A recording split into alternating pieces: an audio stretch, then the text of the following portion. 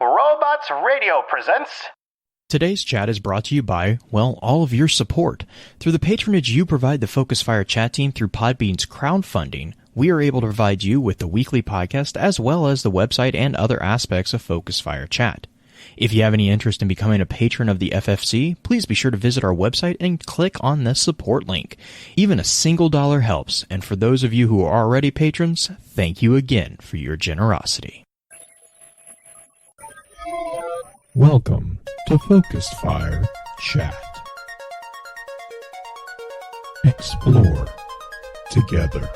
Welcome to Focus Fire Chat, recorded live on November 13th, 2020 over on twitch.tv/FocusFireChat as we continue our discussion. Well, we're going to actually talk about Clovis Bray's journal this time. This particular episode will serve as what we have come to call the advanced session of the week's explorations. So congratulations to all those who signed up for a deeper dive or, not a dive about the new expansion. I don't know where I'm going with this. Before we get any further, however, let's just run through a quick introduction of who all we have with us on the show. As always, this is your host, Blue Crew 86. And it is officially Stupid O'Clock, people, green-eyed music lover. Blink splat! This is a sweet entrance. Hey, it's Orchid with the blank splat. Blink splat. Yeah. Stupid transmat. She's a little salty that her transmat's broken, guys. She's been talking about it for the last 2 hours. 2 hours. Been That's here. how upset I am. Oh, man. I mean, Crucible's broken right now with stasis, but you know what? The but thing really, I'm most the upset important about thing is that's my sweet broken transmat effect. it's the transmat. Transmat effect is the thing that's upset me the most. Oh, man. So, just a quick reminder at the top of the show. Please let us know if there's anything on the lorenetwork.com that we can do to make it a more useful site to you. We do our weekly lore roundups for both podcast and YouTubes over there. If you're not already subscribed to the website, please do so. We kind of collect all the different content that we have from the various members of the Lore Network and put it all in one easy to read, easy to digest area. And then also just a general reminder, if you haven't already, we would love it if you could leave us a review over on iTunes. A rating and a review help us immensely to help us kind of get better at what we do, try to get better. Also, if you are feeling generous with your time, I know Green would really appreciate you to do the Destiny Lore audio file. Leave a review and rating over there on that as well. So for this session, just kind of jump right into it. For this session, we were going to talk originally about the family and then the Vex, but because we spent the intro session discussing the changes in Beyond Light, which I think was it was a good idea. I think we had a lot to say on that. I think this session we'll spend talking about the family because the Clovis Bray family is an extremely important aspect, obviously, of Clovis Bray's journal. And then we'll just move the Vex discussion to next week because we were going to plan on talking about the Exos next week. So the Vex and Exos, I think, would be a very good back-to-back conversation piece. Green, Orchid, does that sound like a good plan? Yeah. I know, Orchid, we had talked about talking about the Vex before the Exos. Yeah, I think you need to know about, the Vex before you know about the Exo. To make sure that everything's clear. You cannot pull references from in between episodes. I just love how annoyed Green gets when I do this. She's just like, you can't do that! In the podcast, listening will know what you're talking about and why Orchid and I are so upset about it. Yep.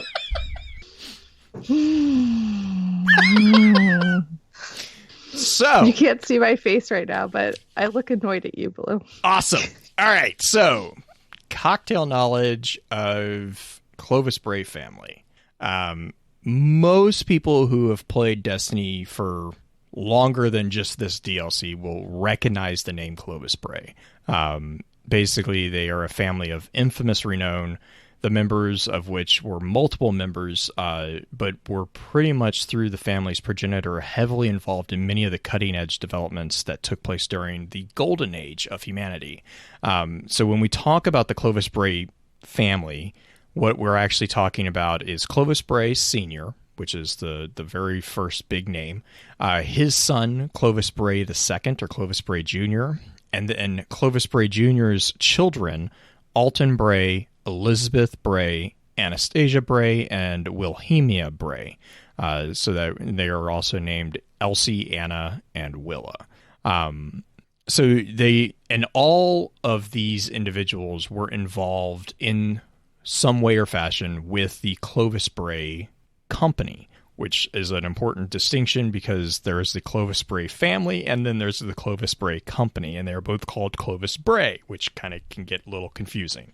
For the sake of this particular session, I think probably the best way to separate the two is talk about Clovis Bray as a company by using Bray Tech as the company name, and then whenever we say Clovis Bray, we're actually talking about one of the family members.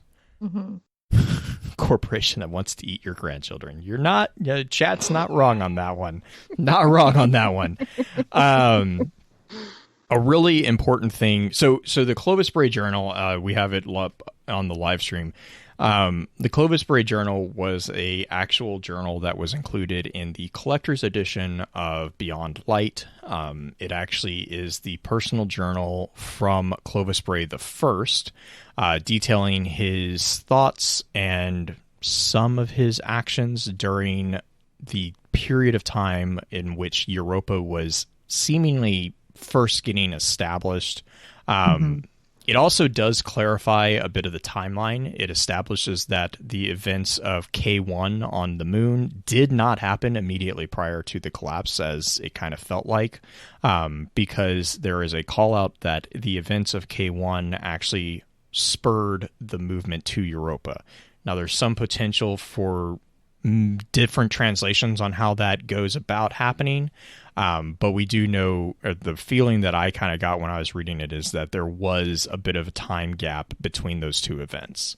I would say another note as far as timeline is that because the exoscience research is primarily done on Europa, we find out the facility on Mars, where the Clovis Bray facility where we were during Warmind, would not have been, at least, correct. I don't think it would have been as developed. It would, yeah. I think the Mind Lab would have just started to become constructed, because in one of the early letters that he penned to Anna, he called out that she was still in a rudimentary stage of Rasputin's development.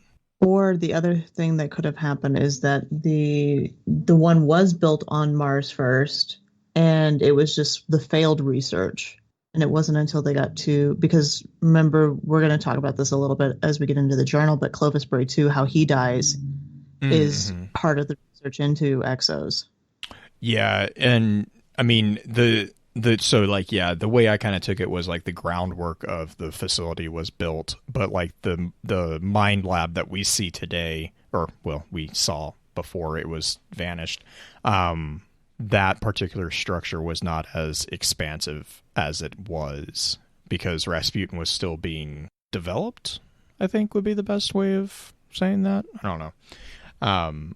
The other big thing with Clovis that I kind of feel like needs to be called out with the cocktail knowledge is this concept of the Clovis Curse. So this is kind of a Oedipal complex on their part. It's more of a self-fulfilling prophecy, which, whatever. Basically, Clovis Bray Sr. is obsessed with becoming this thing called the LUCA, which we'll get into in a little bit. But because of this obsession that he has, he goes out and he actually manipulates the genetics of his son while his son is still in the womb being developed. This manipulation arguably is one of the catalysts that results in a neurodegenerative disorder, which will be later kind of described as the fatal prion insomnia. and it's not good. Basically, what happens is fatal prion insomnia is a really bad set of events that starts with insomnia, and anyone who knows anything about insomnia knows that this is probably not going to end well, because as you get more extreme cases of insomnia, your brain literally starts eating itself, and you will start going through basically different levels of dementia.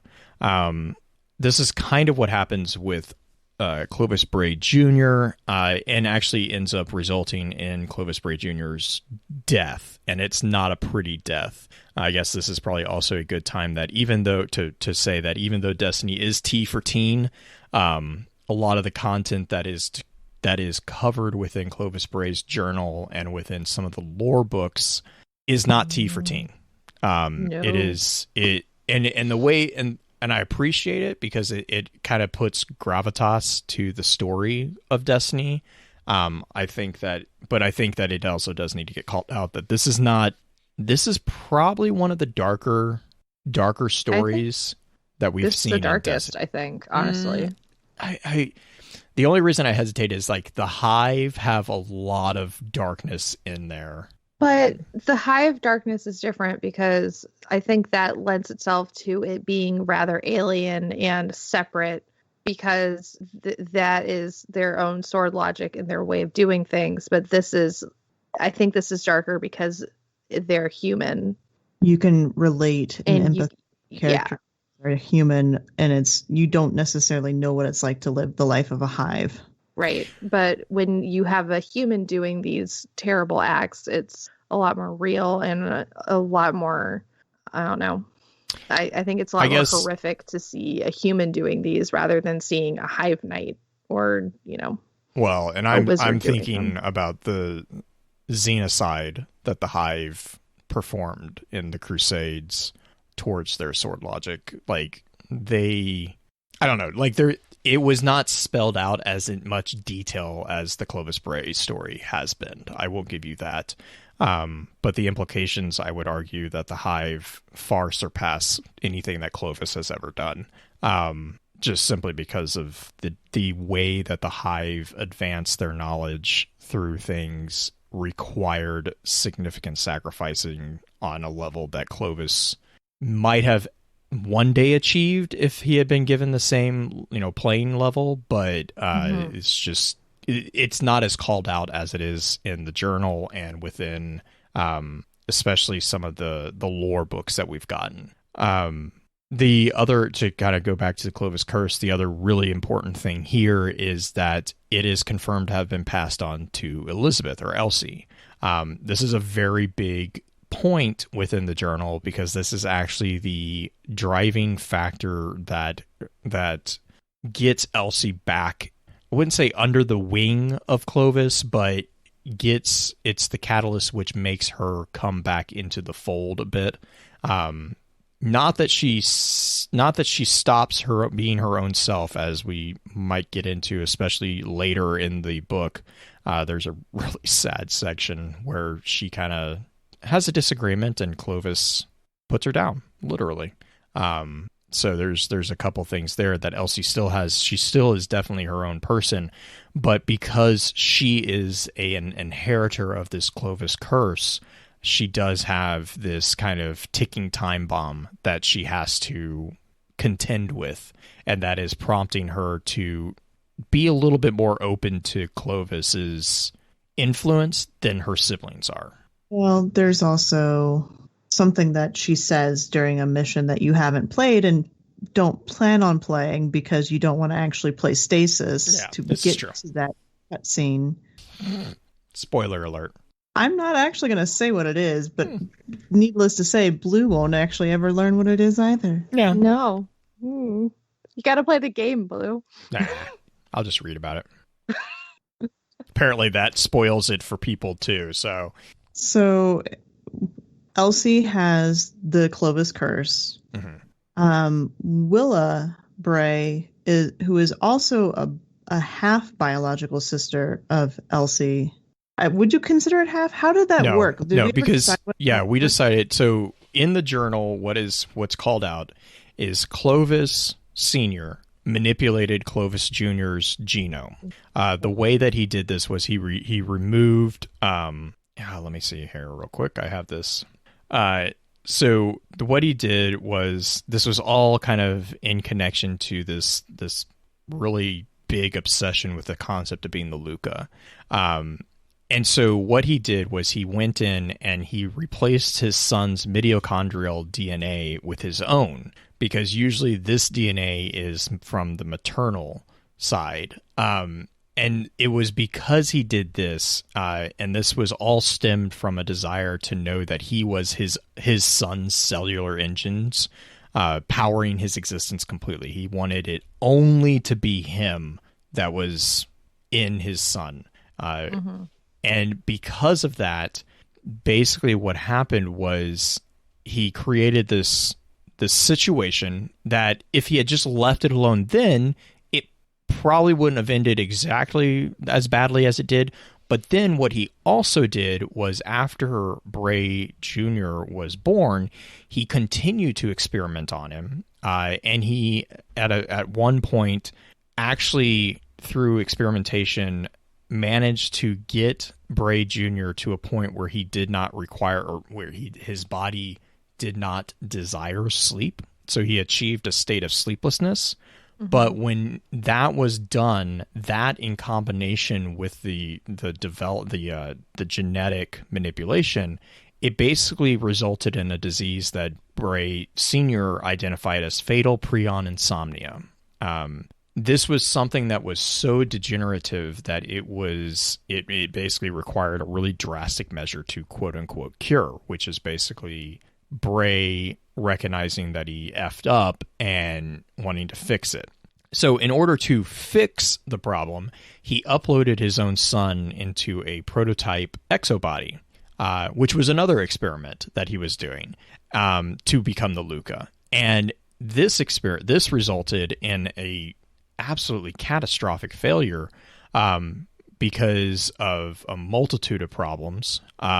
But basically, the result was that the uploaded version of his son literally tore itself apart on the operating table in front of him and killed himself through he basically had a psychiatric break, and in the throes of this, not only were there hardware issues, but the software not recognizing what was going on, he basically committed suicide by ripping himself apart. And apparently it was a very traumatic event. And to make things worse, Clovis didn't hide this from his grandchildren. So it's not ever called out. I kind of get the sense that they knew the full details of what was going to happen. Or they had the full details of what happened. Willa goes as far as to insult him with a really poorly phrased Greek term, megalos krios pateras, which is basically the best translation is big cold father, because he takes an approach during the funeral of Clovis Jr. He has no emotion. He basically doesn't show any emotion towards the death of his son. That a large percentage of it really was his fault. Ultimately, a lot of the bad stuff that happens to Clovis, I find it really hard not to put back on Clovis as the cause for that. And again, kind of a self-fulfilling prophecy with his obsession with becoming the LUCA, which is this concept of the last universal common ancestor. I don't know. Do you want us to get into that, or Green? Yeah. Okay. I don't feel like we super have to. I can really quick just run through. The LUCA is exact. It's an acronym for last universal common ancestor. Basically what it is the idea of it's the most recent common ancestor of all living thing. The way that Bray explains it is for Earth life, it is a single cell that lived in the deep ocean billions of years ago, flourishing in the warmth of magma or sulfur vents. It was not the first life on Earth, but it was the only life whose descendants survived to the present. All its contemporaries have been extinguished by the passage of epochs. Really quick, it's really similar to the preaching that Tolan gives us in Ghost Fragment Darkness 3, with the war between the soup and the atom. But Clovis is obsessed with becoming the LUCA for human thought, which is where his concept of the exos really stem from, because he is... Yeah, Chad is talking about this. He's literally Waylon from the Alien series. He is obsessed with bettering and becoming an immortal person through the use of any means necessary, and that literally means any means necessary. He will sacrifice anything to make sure that he achieves immortality.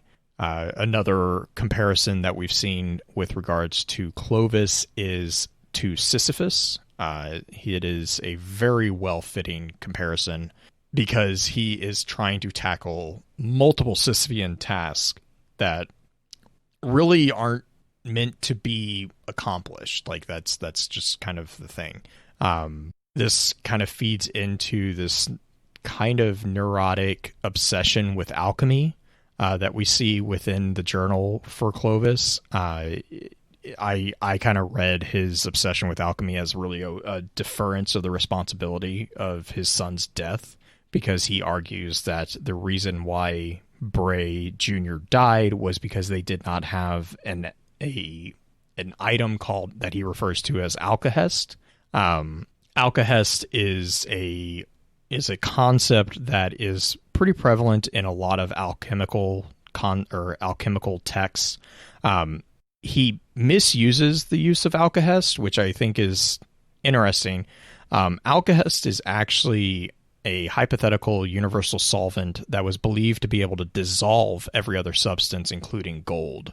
And it was kind of a paradoxical concept, because one of the arguments against the existence of alkahest was like, if it can dissolve anything, then how do we contain it? One of the explanations from a thinker who went by the name of Philalethes, basically he came up with this idea that alkahest was only be able to be contained in a vessel made of pure elements, which is the concept of lead, which is where a lot of these alchemical ideas of lead being this ultimate container kind of stem from. The idea that Clovis is obsessed with when he refers to alkahest is actually more akin to the idea of Azoth. Azoth was another hypothetical element or hypothetical solvent that was actually the aim, goal, and vision of many of the alchemical works. It's symbolized by the use of caduceus, which is the snake, that actually very similar to the logo that you see on live stream and the logo on the cover of the Clovis Bray's journal. It was believed to be the essential agent in transformation in alchemy.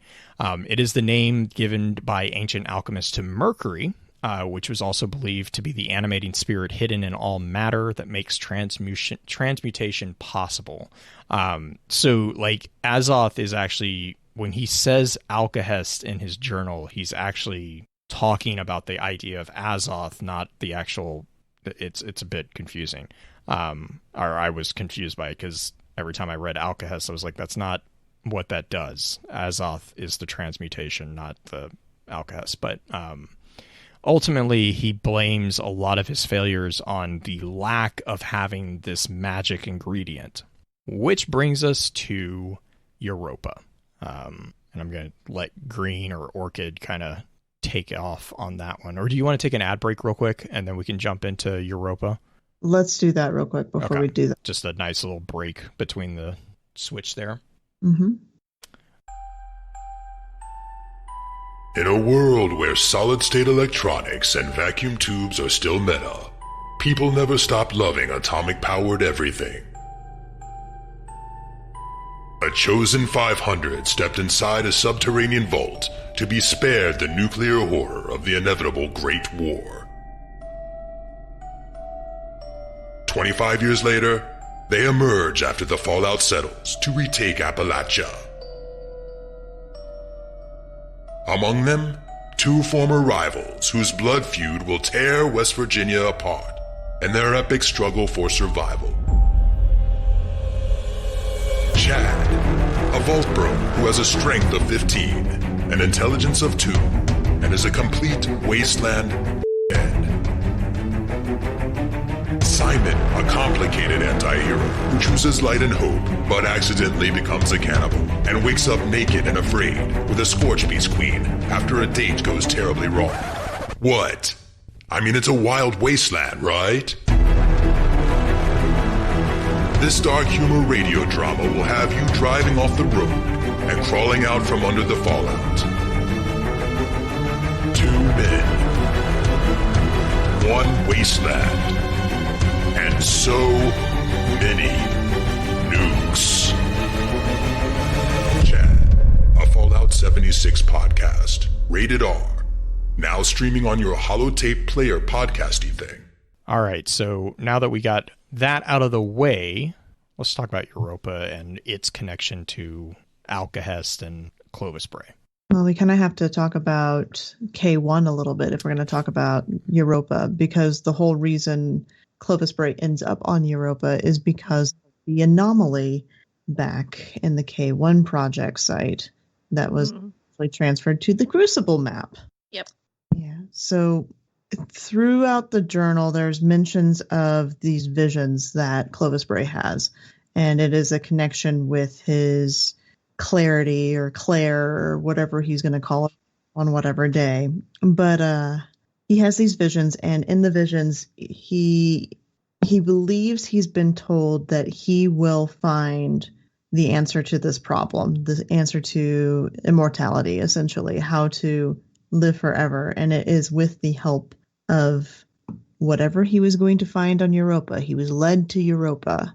And the clarity, do we know the statue is that we know that it is related to darkness and related to stasis? I have not seen anything, and granted, I have not played. I'm in the process of playing through the campaign right now. In the books that I've read and the content that I've read so far, I have not seen a call out to describing what clarity actually is. The closest that we know is that it is a physical item, because there is a specific room set up that's referred to as clarity control. And then the way that it's interacted to create the Alcahest, it requires it to be a physical item because it requires exposure to clarity. But I have not gotten a description of what clarity is. At least not in the same way that we got the description of like the K1 amorphous ball. Right. So they land on Europa. Europa is an incredibly hostile environment, not only from the frigid temperatures, but also the radiation. It says that it was pretty early on that you would basically live for 24 hours or 48 hours maximum with exposure. But he goes there with a small team, and they start to set up this colony there, which consists of the various areas that we see, primarily starting with like the bunks, right? Like that, what was the location called? I don't have it pulled up right now either. Orchid, do you know what it was called? No, I have no idea. Basically, the top left of the map before you go into like the specialty areas. But The Eventide?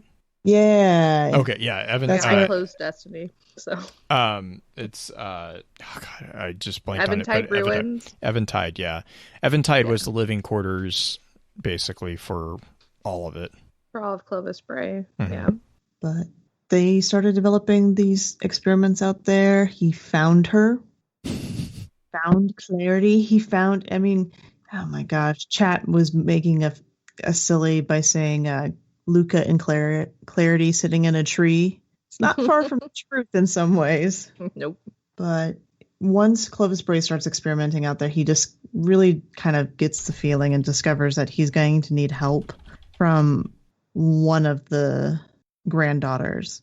And he writes letters to all three of them. He writes letters to Anna, Willa, and Elsie, but he only sends the one to Elsie. He never push send on Anna or Willa. There are very different tones in all three of those letters, but Elsie was definitely the most straightforward and almost guilt-tripping, but it was also the shortest. Yeah, and I think, to me, that's because, at least the way I was reading it, is Elsie was also the one that he had the most dirt on. He had the most leverage to manipulate over. Fridge, absolutely. Considering that she has the same or had the same neurological disease that her father had. It just wasn't in later stages of it. It hadn't started setting in, and he basically bribes her to come out there because he promises to help her try to fix it. And I mean, like Willa, he calls out. This is where we get the idea that we get the sense that Willa, basically called him to the line on over her father's. It almost feels like it was over the casket of her dad. Like it's the kind of the picture that I get. And then Anna is like, he's like, he doesn't have anything on Anna. Like that's the feeling that I get, is like he's like, you should stop playing with the war. Like, I mean, I don't know. Like I reason for that. What's that? I said there's a bit more of a reason for that, because he doesn't seem to have as much connection to Anna. He thinks Rasputin is kind of a waste of time. Yes. The paranoid machine. Yes. Like he has very little connection, I feel, with Anna.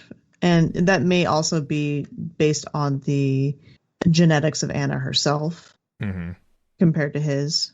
But I don't know. I mean, the other two don't even know where Elsie goes. This is when Elsie disappears after Mars.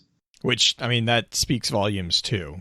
Is they like this family is the stereotypical like political wealthy family that you always see in the movies, that like all the secrets are, they all have different machinations running against each other.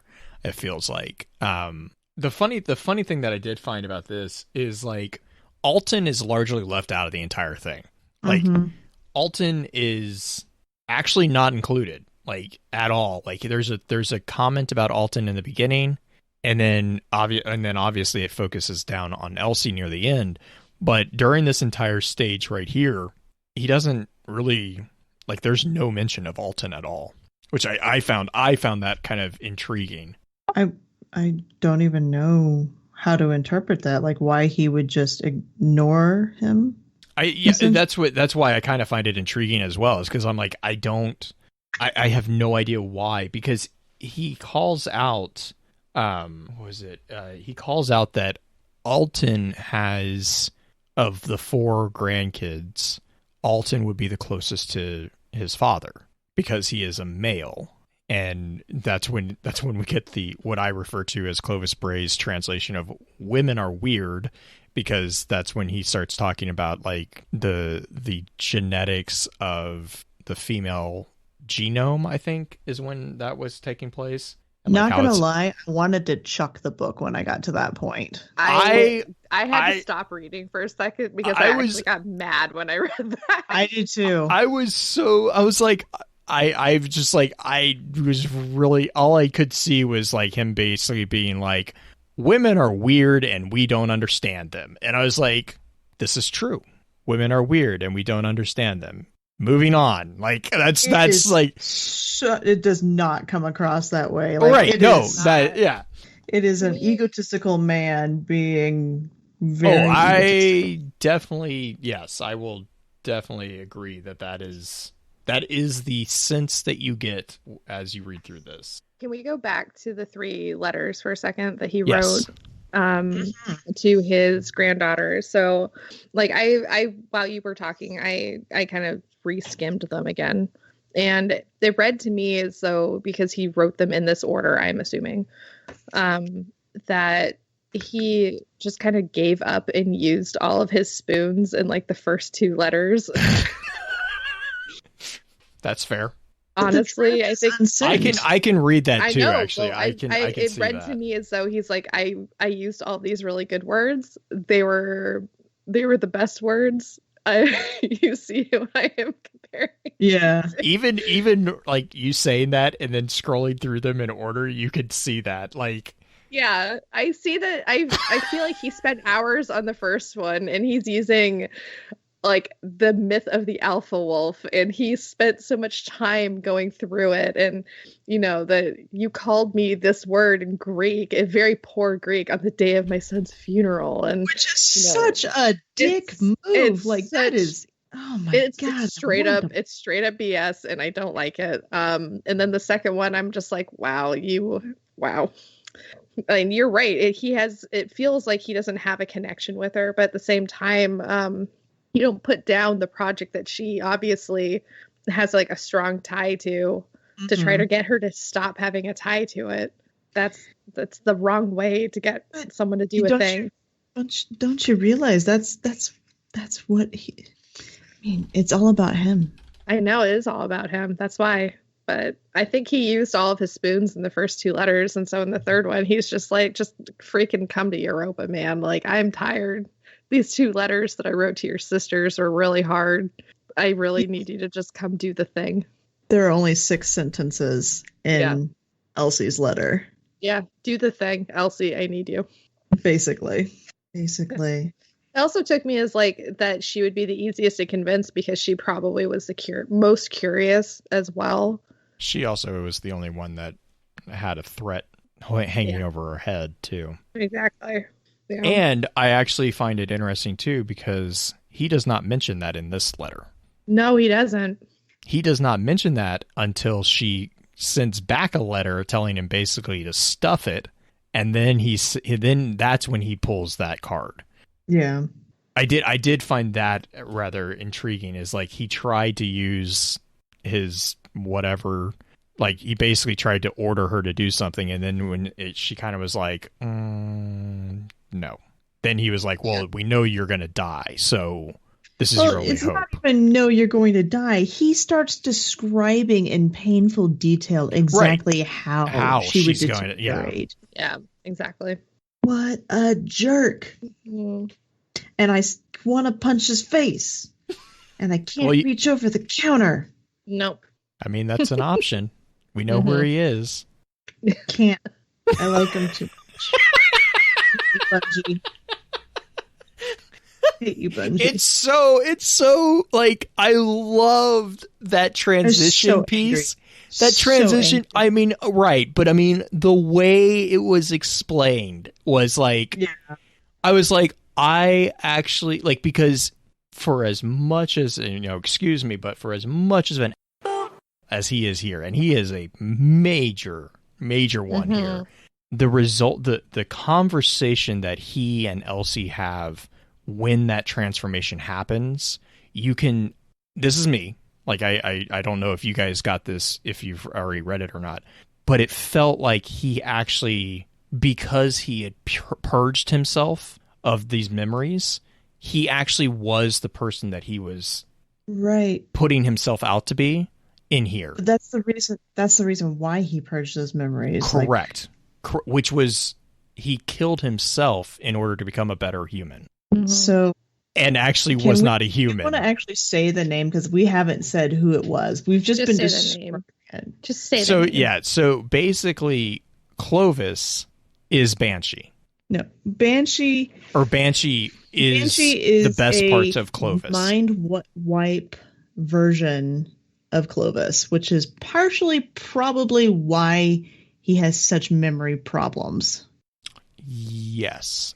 Because, he also is literally on his 44th wipe, because he was Banshee 43. Well, he was Clovis 43, and then he took the name Banshee because that was the nickname that I think the other exos on the area had given him. Jay, do you have the card so people can see that?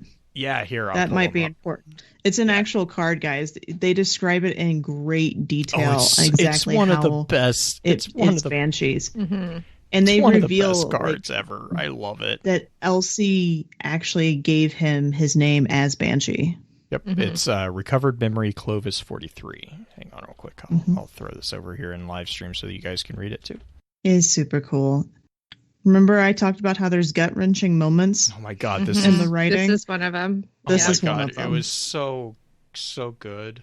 Yeah, it is a redeeming story for Clovis in some way, but it took a lot of pain. The fact that their central AI for Europa is a literal giant head is just hilarious to me. Like it's a giant exo head. Like that's what their central AI is housed in. This one I'm not sure. It's in Legacy's Lament. When you get the Lament exotic weapon, you'll also notice there is a call out to Banshee. That is because the Lament sword is the preferred weapon of Banshee and of Clovis 43. He actually left that to himself before he became Banshee 44 with the instruction to keep a hold of it.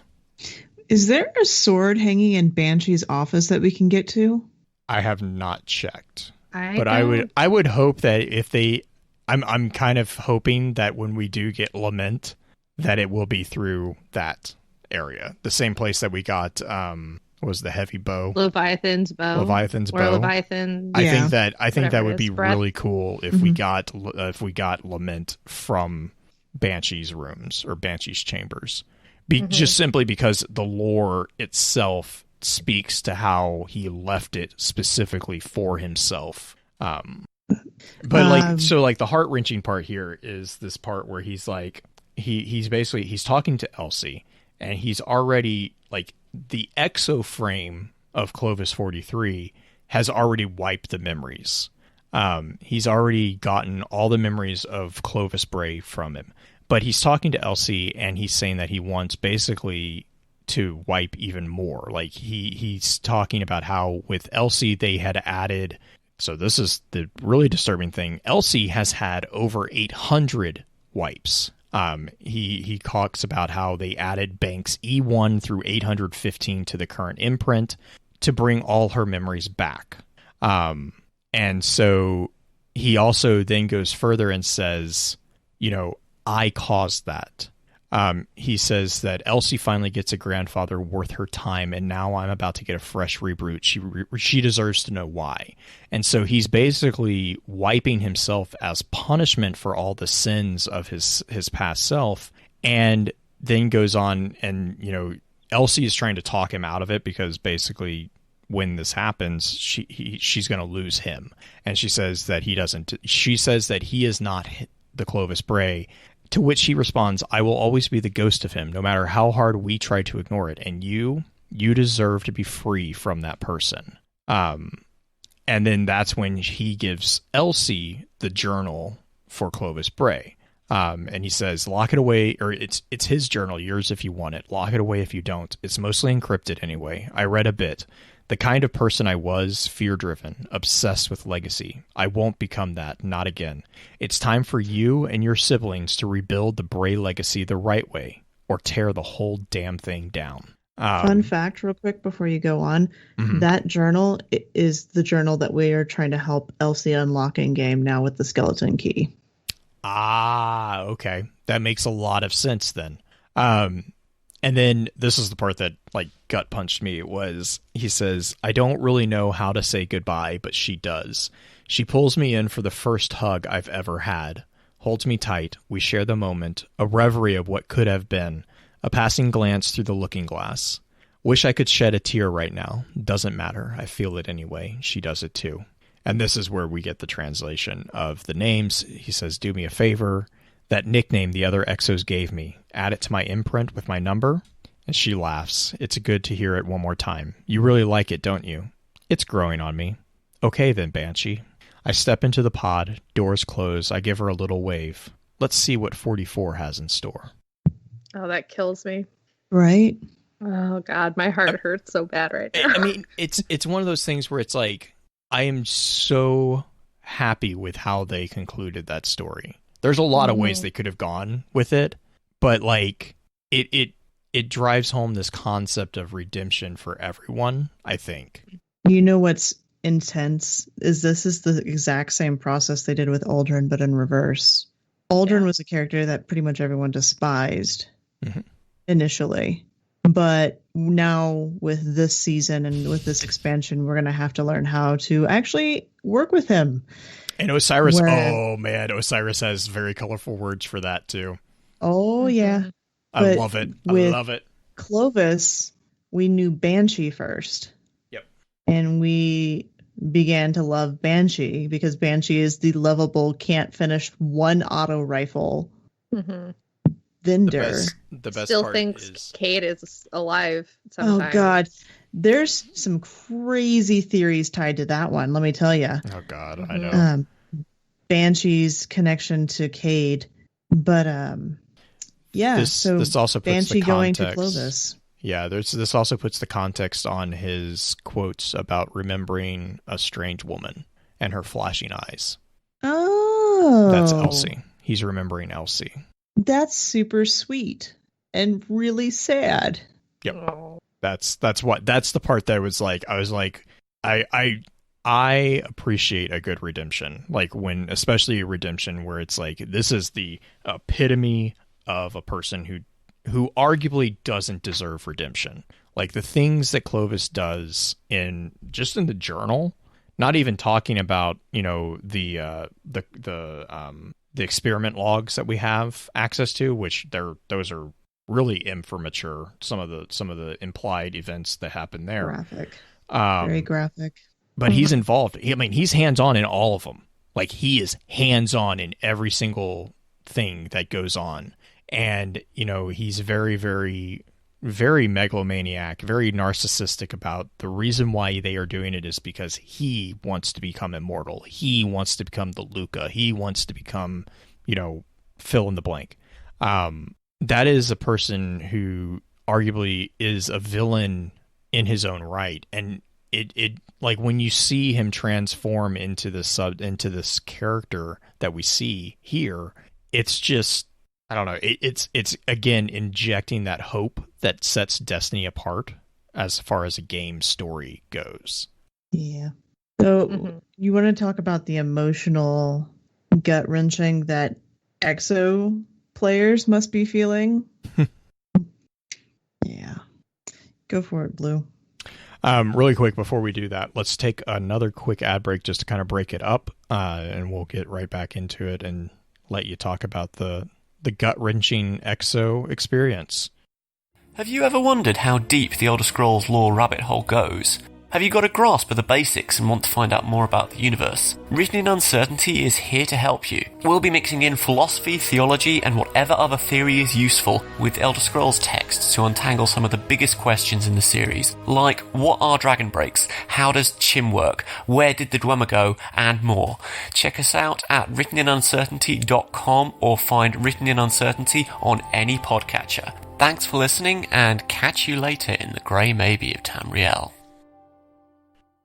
Oh my God. So guts, Exos don't have those. How can they be wrenched? Yeah. Or maybe that is because they don't. I guess a wrench would be useful for a machine. Oh my gosh. You would need one if you were going to wrench guts in an EXO. This is true. Your dad jokes are terrible. You need Elmas here to give you a better...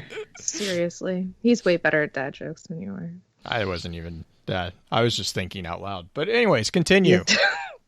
No, it's just interesting because the amount of people that he goes through for the EXO project, the amount of people he goes through in general, not even just for the EXO project, is he doesn't see them as human. He doesn't see them as other people, as people who have families and lives. They are just lab rats. Right, which puts the darker tone on the whole Mars situation. That everyone kind of was like, oh, well, maybe it's not that. No, it is. It is exactly what everyone was afraid when they were talking about come to Mars and there's no limitations on what you can do. Like, we don't believe in moral, limitations of stuff. Yep, that's exactly as bad as you thought it was. I mean, I know Cole's always kind of felt iffy about him in general, but when I told her that Banshee was it, she has a hard time going over it. Like, she's having visceral reactions. to having to walk over and get mods. Well, Really? Yeah. It's weird. Just Get over the to be fair, it's the same. I mean, like you had said with Uldren, it's the same thing. It's an opposite version of it. Right, yeah. but I mean, it's not. There's an argument to be made that it isn't who that is. Like, that's not who Banshee is. Banshee is Banshee. Right. I was saying it's the opposite in how they presented the order, like make you like him first, but then give you the gut wrench. With Uldren, you disliked him first, and now we're going to try to move to liking him. That's the only thing with the opposite aspect. But I could not imagine going through the Exo experience because Exos also have their entire memory bank saved in a location on Europa. Technically, all of the Brays do as well. Well, 3 of the Brays that we know of so far that I can think of. So far. Clovis Bray Jr. Oh yeah, Clovis Jr. He has. Although, did Clovis Jr.'s brain scan go well? We don't know. It was a prototype of the scan, so arguably no. But we do know that it was scanned. It is in the database somewhere. Because he calls, I think he calls that out after the failure. I think it was one of the first things he was talking about in the book. He says that he has it on record. Mm-hmm. But the reason why the idea of having the brain scan is important is because to have a more complete brain scan, you actually have to destroy the brain in the process. Correct. Which is why Clovis has been so hesitant to try any of the exo experiments himself. Of course. Why wouldn't you? I mean, that's like, never mind. If you were so egotistical to want to be the first. There's so many comments I could make that would get me in so much trouble. But yes, that is, he doesn't want to be he doesn't want to be the first. He just wants to be the last. Because that was, again, the LUCA. He's the most recent, not necessarily the first. He calls it out too. The LUCA is not the first. It's just the one that lasts the longest. It's the final shape, or I guess it's the catalyst that allows the creation. It's the catalyst that allows for the final shape to be created because the final shape is a reflection of it. It's a cheat into the final shape. Yes. Wait, you mean at least according to sword logic, right? Right. God, you don't earn it through. Oh my gosh, it's just that stupid Faustian bargain. I'm trying to find the piece about it, but yeah, like he I swear he also has, like, do you want to talk about his pride of how he refuses to let death claim him through the use of pigs? We have a biologist like person. Do we? Yeah. Oh, is that me? I'm gonna tell you something right now. I am not good at biology. I'm good at trees. Okay, I tried. Dirt. You are more into science than I am. What is your specific question? I will try to answer it. I don't know if there's a specific question so much as he's farming his organs through pigs and then eating them for pork chops. I mean, that is a thing that we do, right? You can grow body parts in pigs. That's a thing we already do. Like, we grow ears on rats. Can you explain why? Though, Orchid? Why do we do it in pigs? We don't have enough humans that are willing to donate their own organs. Yes, but why pigs? Other than that obvious answer. Pigs are the closest genetically to humans than any other animal. Correct. You're all filthy pigs, guys. A fun trivia fact about that? Pigs you can put a human baby into a pig and then bring it to term. That is correct as well. The nickname, was that not the fun fact? That was not the fun trivia fact. Oh. The nickname that a lot of islanders who are also known for cannibalism have for humans is long pig. Oh. Because human flesh apparently is very similar to the taste of pork. It is. It smells like pork when you cook it. I know that because I love the immediate I know that because What? Do I need to? Okay, let me get into this. I know that because Chat's already Orchid. What?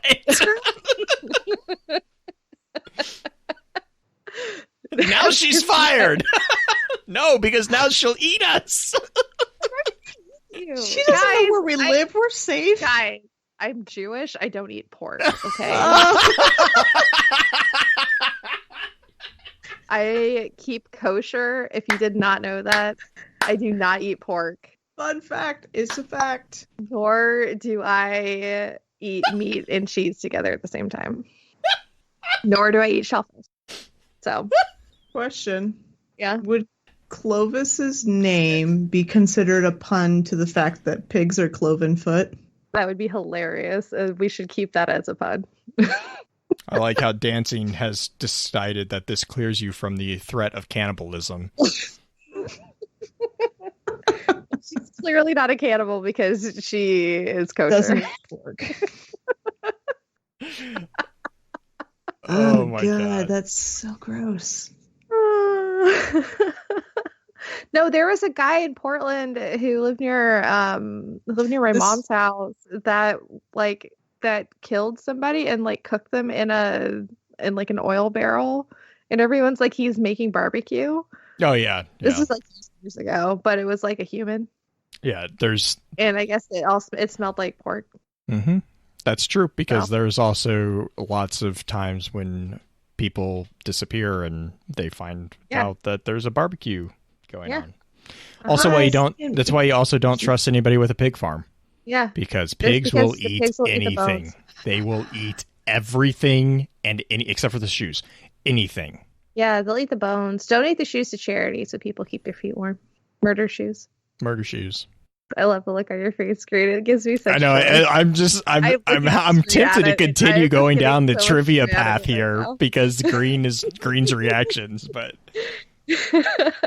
Mosh Pat was gonna make pork chops tomorrow. I mean, you can make pork chops, just make sure they're actually pork chops. Anyways, you guys are.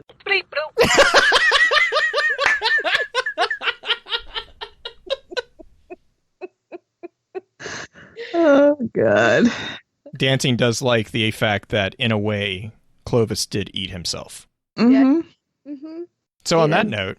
He consumed himself because he knew that was the only way to become immortal. I don't want to go into the religious implications of that. He became an Ouroboros. Yeah. That's what you meant, right, Green? That's what I meant. Shoutouts! More alchemy. All pig farmers out there. Oh my god! Keep doing what you do. Please don't come find me.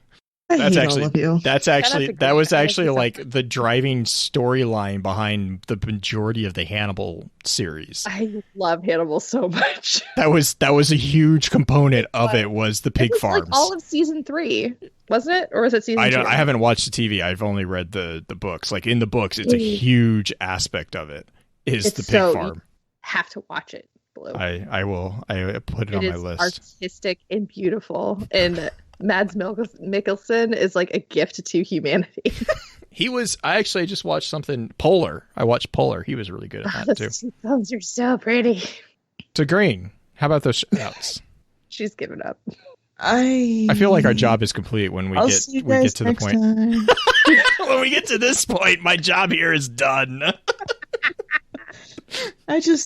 I don't watch horror movies. I don't read very much horror. There's a reason I majored in psychology with a special focus on thanatology. Glad some people can do that. I'm just not one of them. Mm-hmm. I mean, in all honesty and in full seriousness, it does take some strong stomachs to read about some of the stuff. Like it really is actually, all jokes aside, it is disturbing. It is. I mean, yeah, it is. But that's where Gallows humor saves you. That's where Gallows humor saves you.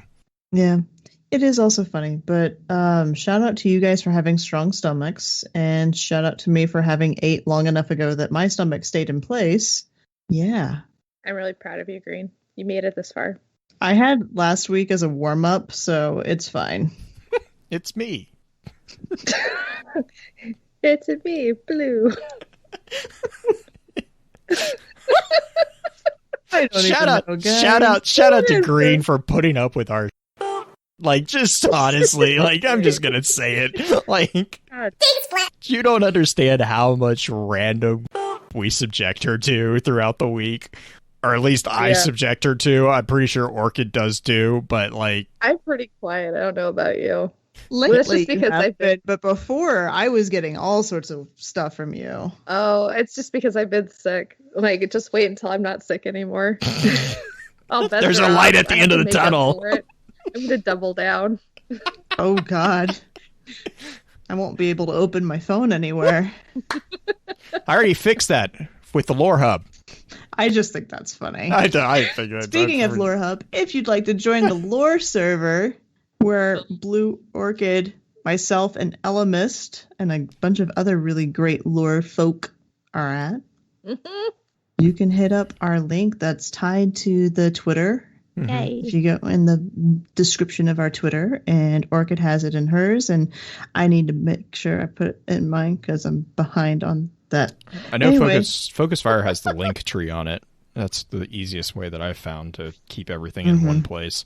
But that being said, go for it, Orchid. No, Guardians of Lore has it pinned on our Twitter page as well. So we have an invite there. That means that they also have the image pinned. Person. That means that you have the image pinned to the top of your Twitter. We do. Yes. It's really, really funny. Yes. I feel so accomplished. I love it.